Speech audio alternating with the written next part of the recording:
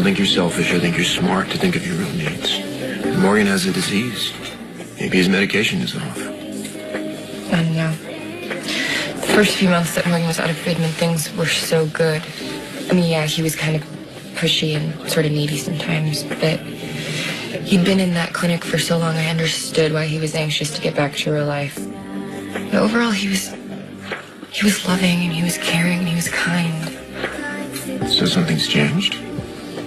Now, everything's about Morgan. What's Morgan doing? How does Morgan feel? I don't know what happened to make him change. Okay. I took your side against your mom because I thought that being with Morgan made you happy. Oh, he does. Was I wrong? Did I do something wrong? He makes me happy. Most of the time. And I was so excited for him when he finished that paper. I bought us tickets to go see hypothermia. Oh, that reminds me. I've got to get tickets for Elizabeth and I to see norovirus. What? No, okay. All right, you're right. You're right. I make jokes because sometimes it's hard for me to be truthful. I'm going to tell you this, okay? If it's difficult to be with Morgan, if it's not the relationship you want, you don't have to stay in it. I love him. I just have to hope that his mood swings will even out. I mean, what would that say about me if I left him because of his illness? Loyalty. I'm still a little worried about you.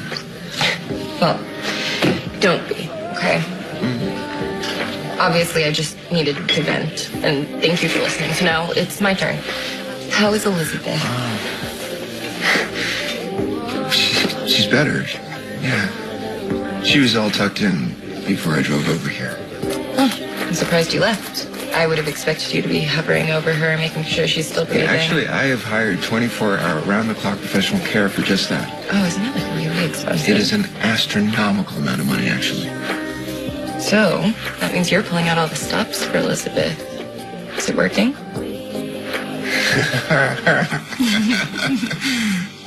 She was going to take a nap earlier. And she asked me if I would be there when she woke up, and that was great. That felt really great. So she's not afraid of you who you used to be? I believe her position on that is evolving. My mother, on the other hand, Heather actually mentally that I was the GH serial killer. I know that your mother is... My mother is a homicidal maniac. mentally disturbed. That too. But I still can't believe that she'd think that you are the GH killer. Well, let's face it, you don't have the market cornered on bad mothers. I did finally convince her that I wasn't the killer.